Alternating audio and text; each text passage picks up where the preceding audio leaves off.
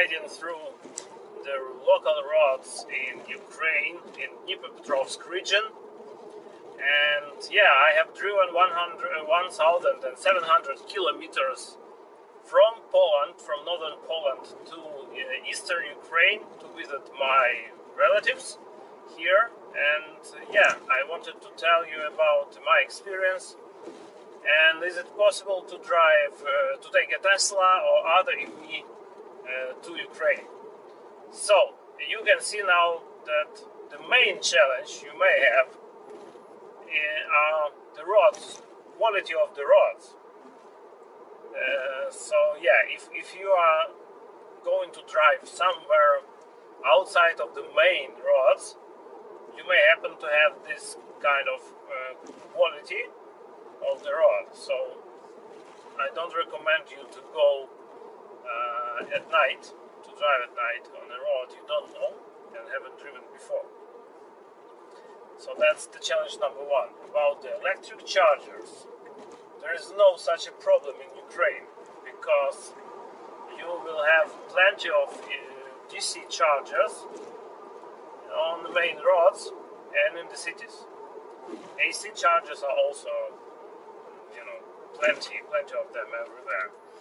What is a bit problematic that most of cars in Ukraine are imported from US, and therefore you have the connectors which are popular for US cars. So type 1 for slow charging, for AC, and CHAdeMO for quick charging. OCCS type 1 for US cars. So we have Tesla Model 3 from Europe, so we need CCS2 charger and type 2 for AC charge. And you can use Blackshare program and apply some filters. You will not find any hyperchargers in Ukraine. The best I've heard about is like 75 kilowatts, and that's like in the Lviv, so near the border with Poland. But you can easily find up to 60 kilowatts chargers in Ukraine. Most of the chargers are Chinese-made units, and so same units are used by all networks you can find here in Ukraine, maybe in exception of Yasno. They use ABB machines. What happens with the Tesla when you enter Ukraine? When you cross Ukrainian border, you will have absence of navigation, because navigation data is, corrupted in the latest updates. You will not have trip planner because you don't have navigation. You will not have any internet connection in the car because the SIM card which is inserted here, which has roaming across all the European countries, will not work in Ukraine. So the only workaround you can use is to use Wi-Fi, so you can create an access point using your phone and share the Wi-Fi connection and the internet with the Tesla. And in the latest update, they should fix Wi-Fi disconnect, which normally happens every time you put car into a drive. So you need to manually turn on the Wi-Fi, and then you will have internet again. So that's why you'd better buy two SIM cards for two different networks. Like you can have Vodafone, Live, Kyivstar. These networks you can freely buy in any gas station once you cross the border of Ukraine, and they are not expensive at all. So I recommend you to do this. After that, you can use you can listen to your music. You can see the map and the traffic jams, but navigation will not work anyway. So what I have used, I wanted to use a better route planner. I have a live connection, I have premium access. I wanted to use a better route planner and display it on the web browser inside the Tesla. But unfortunately, during our trip into the Ukraine, we lost a better route planner has lost connection with the Tesla API due to some changes Tesla has implemented, and we need to wait for a better route planner to restore the connection. So that's the kind of ROAS I've told you about. So I haven't used a better planner at all. In the end, we only used PlugShare to see the map with the filters applied to see where we can find the next quick charger along our route. And we have used Waze navigation because you can with Waze you will have warnings about bad road, potholes, things like that, and the police controls. So you will be warned, and you can avoid problems on your way.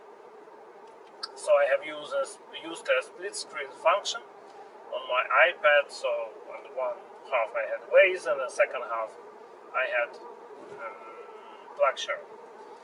So the example, we drive from the Kyiv in direction of Dnipro city, and we driven at night, and we wanted some coffee. We needed it quite badly. So we checked the map, and it appeared that in 8 kilometers we will have a quick DC charger, like up to 50 kilowatts.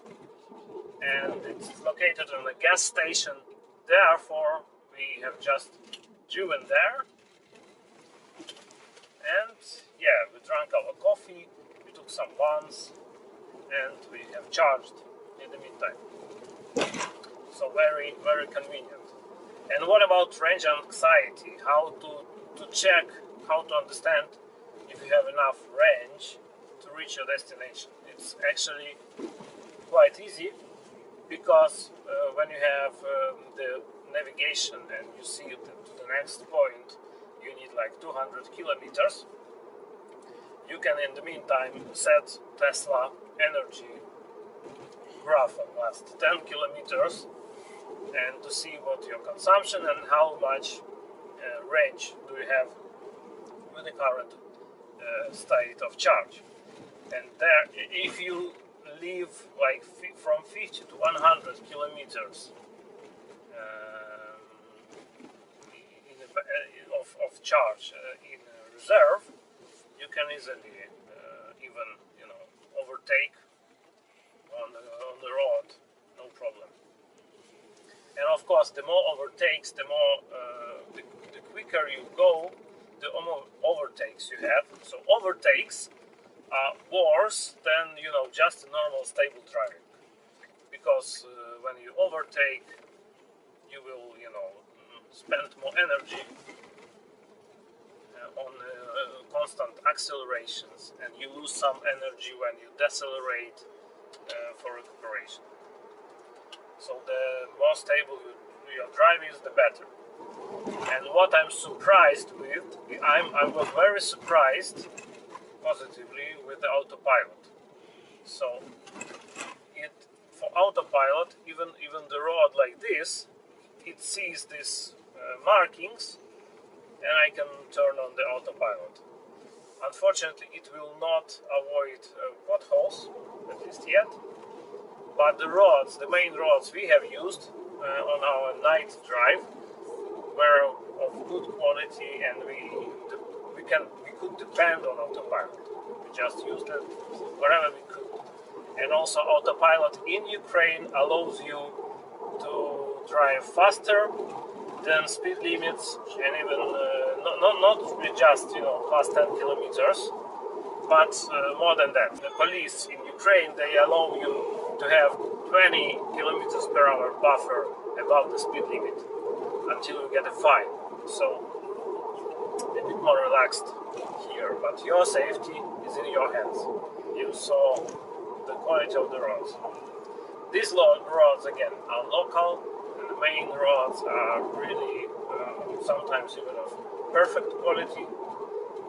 But yeah, I have warned you. So, and that's actually it. Autopilot was great. Range was not a problem. There was plenty of charges. Yeah, I have not planned my route at all. I mean, I have not planned how much I need to charge, where I need to charge.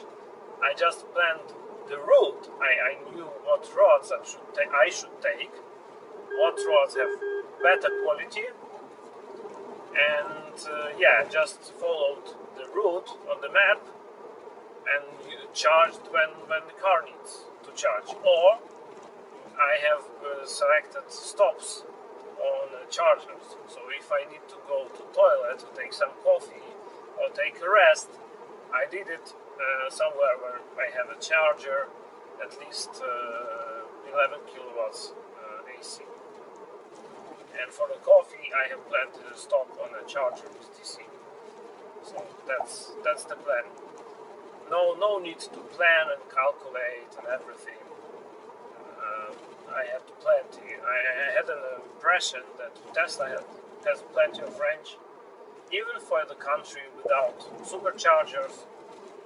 So really quite impressed with the performance.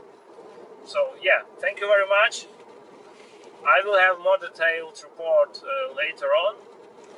And now just my first impressions. So yeah, see you.